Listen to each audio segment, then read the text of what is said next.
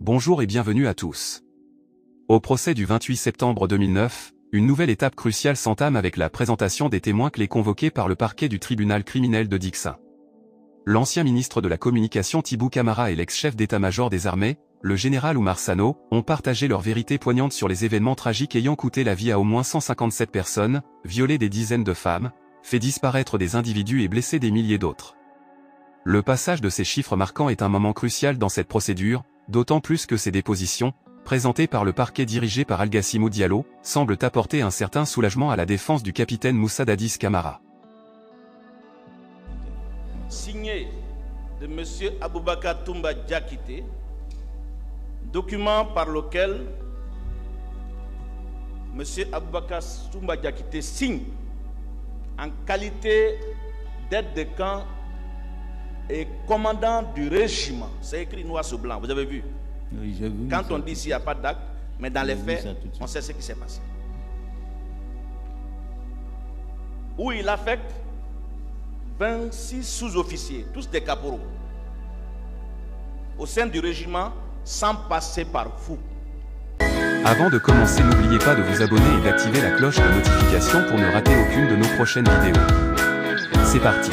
Alors, vous qui étiez, il est vrai, ministre de la Communication, vous avez d'ailleurs parlé du pan de l'autre bloc de communication qui constitue naturellement les conseils que vous pouvez être amené à donner. Est-ce que s'il fallait lui conseiller, vous lui aurez conseillé ces mêmes raisons? Est-ce que vous étiez d'accord avec lui, tenant compte des raisons qu'il avait invoquées de partir effectivement à la baie?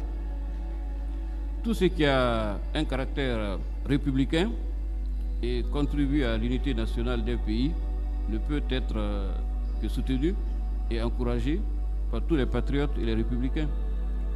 C'est pour ça que vous avez encouragé cela, et même maintenant là, s'il fallait reprendre juste cet instant-là de votre vie de ministre chargé de la communication et en même temps conseiller, vous aurez encouragé cela parce que c'est républicain. Tout ce qui est du bon côté de l'histoire renforce le pacte républicain.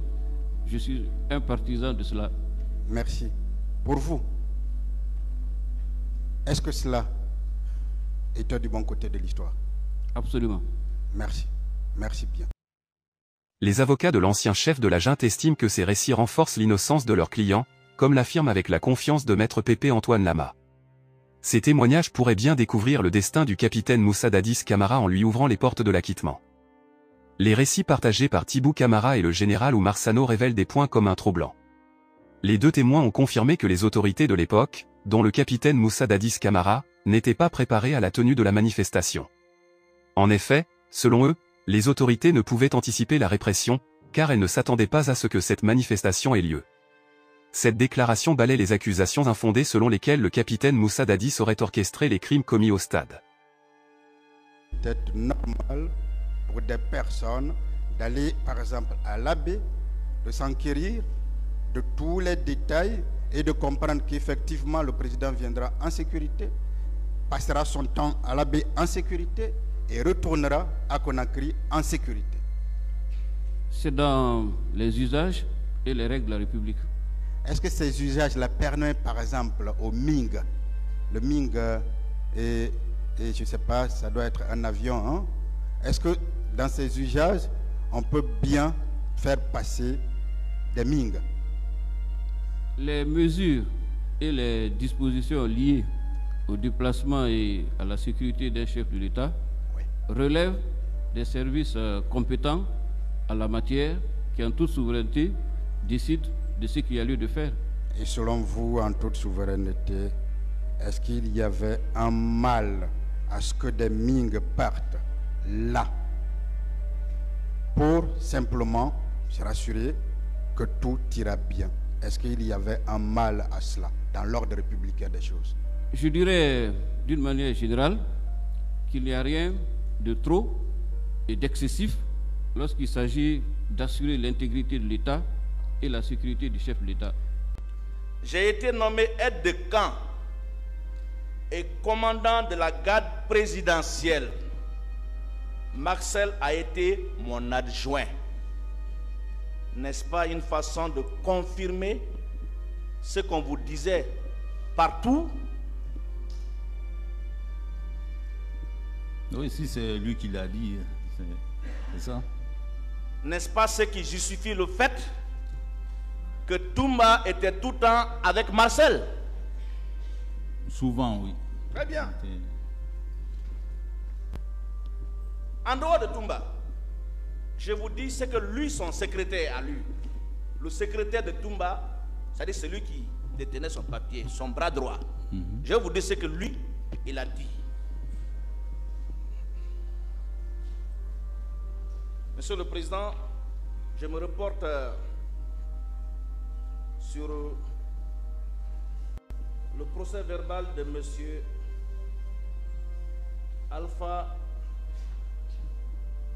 Amadou Baldé, précisément sur la page 2. Avec la permission du tribunal, je vais lire ça pour conforter ce que vous venez de dire. Question. Au moment de votre arrestation, dans quel corps avez-vous exercé vos fonctions? Il répond. J'étais dans le régiment commando de la garde présidentielle. Quel est le temps que vous avez fait dans ce corps que vous venez de citer? J'ai travaillé dans ce corps de janvier à décembre 2009. Et c'est lui qui l'a recruté, hein, de janvier à décembre 2009.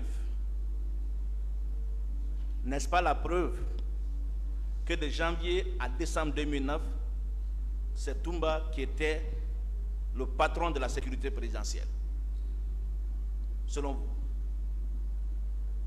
Bon, je n'ai pas de réponse à ça. Et pourtant, vous devez répondre. Une autre question? Je n'ai pas de réponse parce que vraiment, je continue. Ce régiment-là, je ne connais pas continue, grand-chose parce que je ne suis pas intéressé. On m'a dit dès le début Je continue, hein? que c'est pas mon... Je continue. Oui. C'est beau. Une autre question. En quelle qualité? Voilà ce que Alpha Amadou Baldé a répondu. Secrétaire de régiment. Y a-t-il eu un acte administratif? Je fais partie de la liste des 4 premiers gardes rapprochés du président de la République.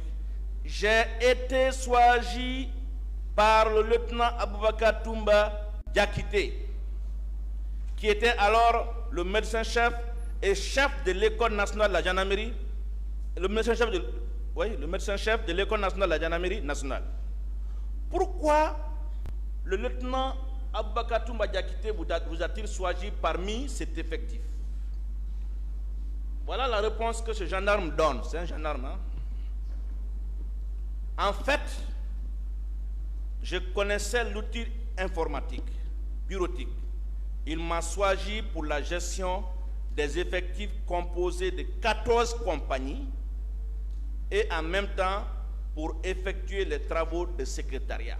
Qu'en pensez-vous? Si c'est venu de lui, c'est ça. Je n'ai pas de commentaire. Très bien, on continue. Je continue toujours avec l'autorisation et la tolérance. L'indulgence du tribunal.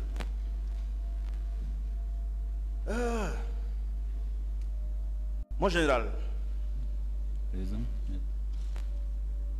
vous savez, vous avez parlé tout à l'heure de la commission d'enquête nationale et de la commission d'enquête internationale. Je vais lire, puisque les débats sont publics, ça doit être discuté ici, quelques passages de la commission de ce rapport pour les confronter à vos propos, et le tribunal va cerner si ce que vous dites c'est la vérité ou si ce n'est pas la vérité. À l'attention de tous, je vais lire la page 7 du rapport de la commission d'enquête internationale, notamment le paragraphe 20, où c'est clairement écrit ceci. Tous les entretiens de la commission avec les autorités ont été conduits sans difficulté. Vous confirmez ça? Oui. Vous confirmez? Oui. Avec la pleine coopération de celle-ci. Vous confirmez? Oui. À l'exception de quelques requêtes qui ont été refusées ou restées sans réponse. Le lieutenant Toumba a notamment refusé une demande de la commission de rencontrer des personnes identifiées et placées sous son autorité qui auraient participé de manière active aux événements qui ont eu lieu au stade le 28 septembre 2009. Une requête de la commission adressée au ministère de la Défense en vue de visiter les camps Koundara et de Kassa est restée sans réponse. Et la copie du rapport établi par la police technique et scientifique au stade et au commissariat de Bellevue demandée plusieurs fois oralement au directeur général de la police n'a jamais été obtenue. Alors, si le commandant Aboubakar Toumba Diakité, je viens de vous décrire ses fonctions, a refusé, comme vous l'avez fait, de faciliter la tâche à cette commission, qu'en pensez-vous? Il devrait normalement aller répondre et puis... S'il n'a pas répondu, Oui. ça veut dire qu'il cachait quelque chose, n'est-ce pas? Évidemment, je ne veux pas commenter ça, mais ça n'engage que... Je respecte votre réponse. Je fais allusion aussi à la page 49, notamment le paragraphe 231. Je vais lire.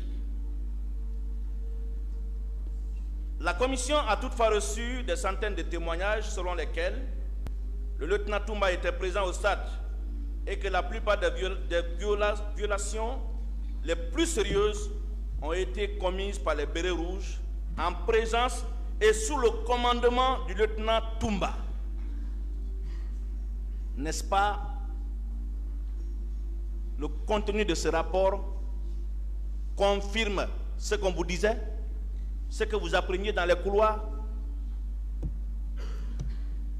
Je n'ai pas de réponse à cette question. D'accord. Je respecte également votre réponse. Mais... Je vais continuer. Alors, dans le même rapport, l'aide de camp du lieutenant qui fait office d'adjoint, le sous-lieutenant Marcel Koibogi, c'est comme ça ils ont écrit, je lis comme tel, a été vu par plusieurs personnes en train de tirer sur la foule. Tandis que les témoins affirment que le lieutenant Toumba contrôlait ses hommes dans le stade. N'est-ce pas? Ça conforte encore ce que vous aviez appris et que vous avez soutenu ici à cette barre. Parce que c'est son avocat qui vous disait, vous ne preniez pas les choses au sérieux. Mais vous avez dit ce que vous avez appris. Si c'est confirmé ailleurs, n'est-ce pas la vérité qu'il était au stade avec ses hommes? Si c'est confirmé ailleurs, c'est que ça doit être ça la vérité. Très bien. Est-ce que vous savez que l'une des victimes, en l'occurrence, Mamadou Selou Dalen Diallo, a aussi soutenu dans son procès verbal que tout allait bien au stade. L'atmosphère était bon enfant. Ça criait, ça dansait, ça priait. Mais dès que le commandant Toumba est rentré avec ses hommes, les tirs ont commencé et la débandade a commencé à continuer. N'est-ce pas? Cela conforte également ce qu'on vous a dit sur M. Aboubakar Toumba Diakité? Pas de commentaire, s'il vous plaît. Vous devez assumer, mon général. Bien. Monsieur le Président, si vous pouvez permettre qu'on puisse lui montrer juste ce document Pour lire en moins d'une seconde. Ça vous reprendrez? Monsieur le Président, est-ce que je peux m'asseoir? Bien sûr.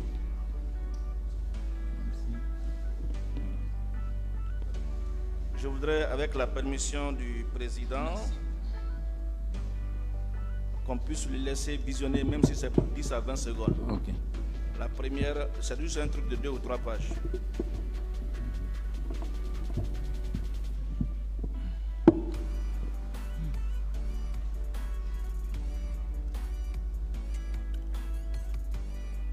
Quand tu vas récupérer, m'envoyer après.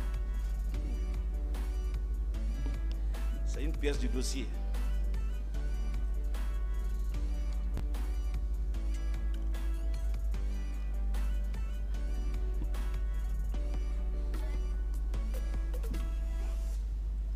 Allez-y avec la question. Merci, Monsieur le Président. Vous aviez déclaré tout à l'heure que Siam relevait de votre autorité, militairement parlant. Oui, merci. Militairement parlant. À partir du moment où Siam relève de votre autorité, est-ce que c'est normal? Est-ce que vous trouvez normal que des recrues formées dans ce centre peuvent être affectées au régiment sans que votre signature ne soit apposée sur les actes d'affectation? Non, parce que, excusez-moi, ceux qui étaient à Kissidougou, et à Kindia, à Kankan, à leur sortie, on a organisé même leur examen de sortie. On a envoyé une mission pour les examiner et ils ont été affectés dans les unités. Très bien.